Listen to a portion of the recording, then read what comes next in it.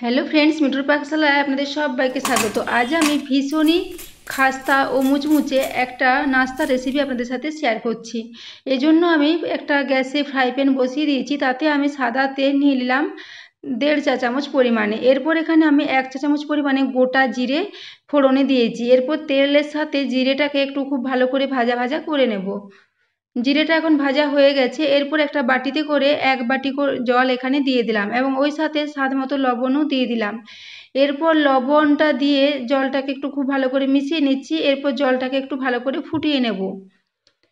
তো বন্ধুরা, আমার আজকের সহজ পদ্ধতি রেসিপিটা যদি ভালো লাগে তাহলে চ্যানেলটি অবশ্যই সাবস্ক্রাইব করে রাখবেন। তো দেখুন, এখানে জল খুব ভালো মতো ফুটে গেছে। এরপর আমি ওই একই বাটি করে 1 বাটি পরিমাণে সুজি নিয়েছি। 1 বাটির কিছুটা কম হবে, প্রায় 1/4 বাটি সুজি নিয়েছি আর 1 বাটি জল নিয়েছি। এরপর দেখুন, জলের সাথে সুজিটা দিয়ে একদম লো ফ্লেমে এটাকে এইভাবে নেড়ে চেড়ে খুব ভালো করে মিশিয়ে নেব এবং প্রায় 3 থেকে 4 মিনিট ধরে এটাকে একটু রান্না করে নেব। সুজিটা যদি খুব ভালো মতো এই সময় রান্না হয়ে যায় তাহলে রেসিপিটা করতে খুবই সুবিধে হবে। তো দেখুন, এইভাবে আমি প্রায় 4 মিনিট ধরে সুজিটাকে একটু নেড়ে চেড়ে খুব ভালো করে মিশিয়ে নিয়েছি। এরপর এখানে আমি একটু কারি পাতা কুচিয়ে রেখেছিলাম, সেটাকে দিয়ে দিলাম। কারি পাতাটা দেওয়ার পর খুব ভালো করে একটু নেড়ে চেড়ে মিশিয়ে নেব। দেখুন, কারি পাতাটা দিয়ে খুব ভালো করে এটাকে মিশিয়ে নিচ্ছি। এরপর এটাকে গ্যাস থেকে নামিয়ে নিয়েছি। তারপর একটা পাত্রে নিয়ে এটাকে একটু ঠান্ডা করে নেব। তো বন্ধুরা, আমার আজকের রেসিপিটা যদি আপনাদের ভালো লাগে তাহলে বন্ধুদের সাথে অবশ্যই একটু শেয়ারও করে দেবেন। তো এটা এখন ঠান্ডা হতে থাক। এদিকে আমি কিছু আলু নিয়েছি, ছোট ছোট সাইজের এখানে 6টা আলু নিয়েছি। আলুটা সেদ্ধ করে খোসাটা ছাড়িয়ে নিয়েছি। এদিকে গ্যাসে আমি 1.5 চা চামচ পরিমাণে সর্ষের তেলে 1/2 চা চামচ গোটা জিরে ফোড়নে দিয়েছিলাম। এখানে আমার এটা স্কিপ হয়ে গেছিলো, সেই জন্য বলে দিলাম। তো এরপরে যে আলুগুলো আমি নিয়েছিলাম, সেদ্ধ আলুগুলো, সেগুলো একটু গ্রেটারে করে গ্রেট করে এই তেল ও জিরের সাথে নিয়ে নিচ্ছি।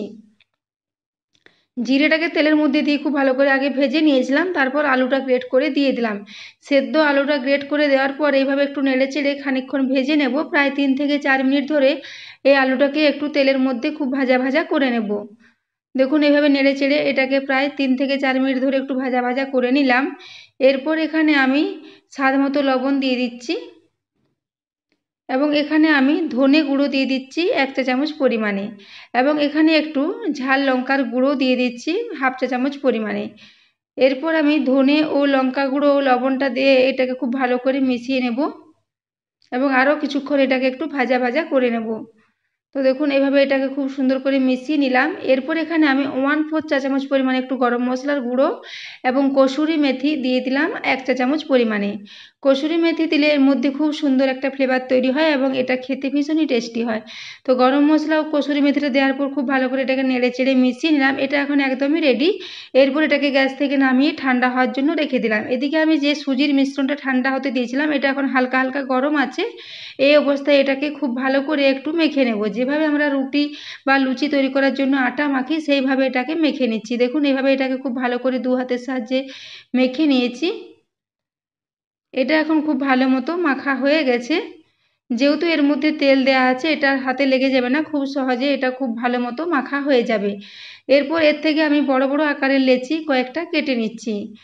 তো দেখুন, এইভাবে আমি বড় বড় আকারে 5টা লেচি করে নিলাম। এরপর এগুলোকে হাতের সাহায্যে একটু এরকম করে নিচ্ছি। তো বন্ধুরা, আমার আজকের রেসিপিটা বাচ্চা থেকে বড় সবাই ভীষণই পছন্দ করবে। এইরকম একটা রেসিপি যদি আপনারা বাড়িতে তৈরি করেন তাহলে বাচ্চারা দোকানের খাবার ভুলেই যাবে, এটা এতটাই টেস্টি হয়। তো দেখুন, এদিকে আমি ওটাকে রেখে দিলাম লেচি তৈরি করে। এদিকে একটা আমি মিশ্রণ তৈরি করে নিচ্ছি। তার জন্য একটা পাত্র নিয়েছি এবং তাতে ছোট চামচের 5 চামচ পরিমাণে আমি ময়দা নিয়ে নিলাম। ময়দা নেওয়ার পর এখানে স্বাদ মতো একটু লবণ দিয়ে দিলাম এবং একটু লঙ্কার গুঁড়ো দিয়ে দিলাম ঝালের জন্য। এরপর এখানে আমি 1/2 চা চামচ পরিমাণে কালো জিরে দিয়ে দিচ্ছি এবং 1 চা চামচ পরিমাণে সাদা তিল দিয়ে দিলাম এবং এখানে আবারও কিছুটা কারি পাতা দিয়ে দিলাম। তো বন্ধুরা, এখানে আপনারা কারি পাতার পরিবর্তে ধনে পাতার ব্যবহারও করতে পারেন। তো দেখুন, এরপর সমস্ত কিছু দেওয়া হয়ে গেলে এইভাবে একটু এটাকে নেড়ে চেড়ে মিশিয়ে নিচ্ছি। এর একটা আমরা বেশ পাতলা ঘনত্বের ব্যাটার তৈরি করে নেব। ব্যাটারটা খুব বেশি ঘন হবে না, একটু পাতলা মতো করে তৈরি করে নেব। তো দেখুন, এইভাবে নেড়ে চেড়ে এটাকে খুব সুন্দর করে মিশিয়ে নিচ্ছি। তো বন্ধুরা, আমার আজকের রেসিপিটা আপনাদের যদি ভালো লাগে তাহলে অবশ্যই একটা কমেন্ট করে দেবেন এবং রেসিপিটা কেমন লেগেছে তা কমেন্ট বক্সে অবশ্যই জানাবেন। দেখুন এরপর এটাকে এভাবে বারবার অল্প অল্প করে জল দিয়ে খুব সুন্দর করে মিশিয়ে নিচ্ছি। এবং কালো জিরে ও সাদা তিলটা অবশ্যই দেবেন, এটা দেওয়ার জন্য এই রেসিপিটার টেস্ট বহু গুণ বেড়ে যাবে। তো দেখুন এরপর আমি একটা সবজি কাটার বোর্ড নিয়ে নিয়েছি, এর উপরে আমি সামান্য শুকনো আটা দিয়ে দিয়েছি। এরপর এগুলোকে একটু মেলে নেব। এভাবে আমরা যেমন রুটি তৈরি করি সেরকম একটু রুটির মতো করে মেলে নিচ্ছি।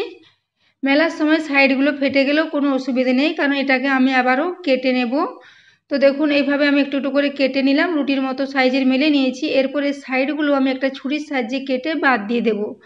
দেখুন এইভাবে চৌকো করে কেটে নিচ্ছি। এইভাবে চৌকো করে কেটে নিলাম, তারপর সাইডগুলো বাদ দিয়ে দিচ্ছি। এই সাইডগুলো পরে আবারও আমি একইভাবে তৈরি করে নেব। এরপর এটাকে আমি আবারও 4 টুকরো করে নেব। দেখুন এভাবে ছুরির সাহায্যে সমান সমান 4টা টুকরো করে নিয়েছি।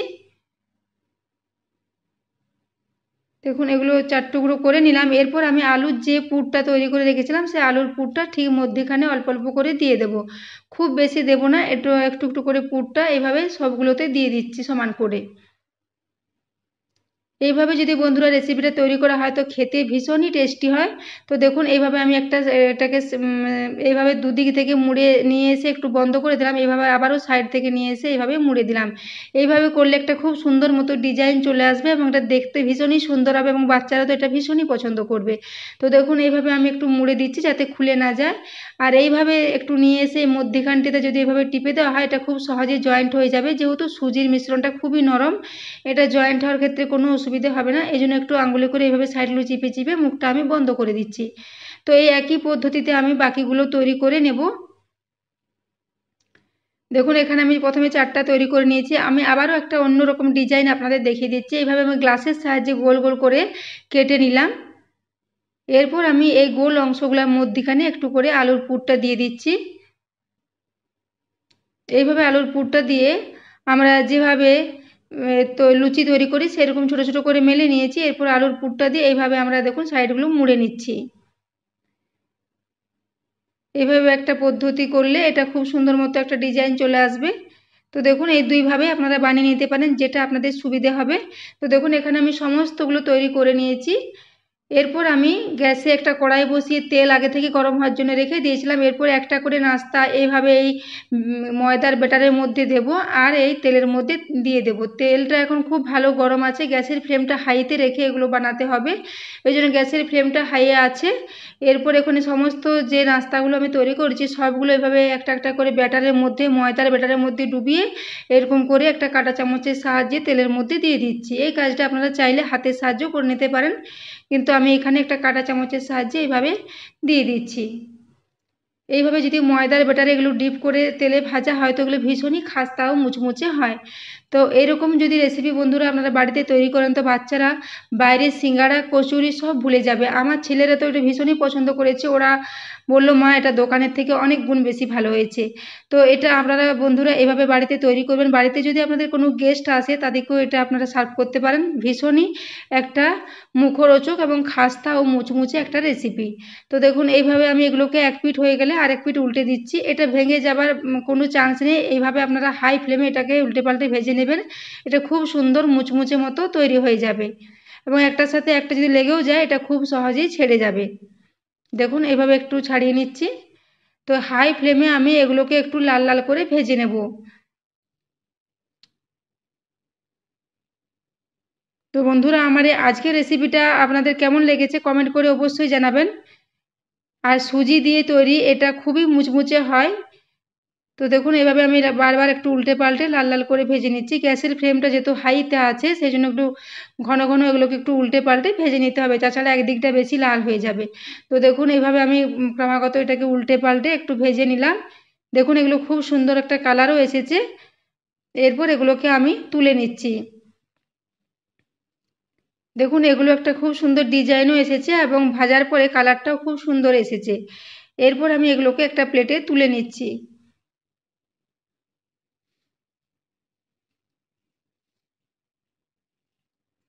এইভাবে আমি আবারও বাকি যে নাস্তাগুলো আছে সব এই একই পদ্ধতিতে ওই তেলের মধ্যে দিয়ে ভেজে নেব। এরপর আমি একটা প্লেটে এগুলোকে সার্ভ করে দিচ্ছি।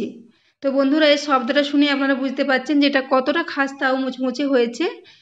এটা এমনিতেই সার্ভ করা যায়, কোনো কিছুই প্রয়োজন হয় না।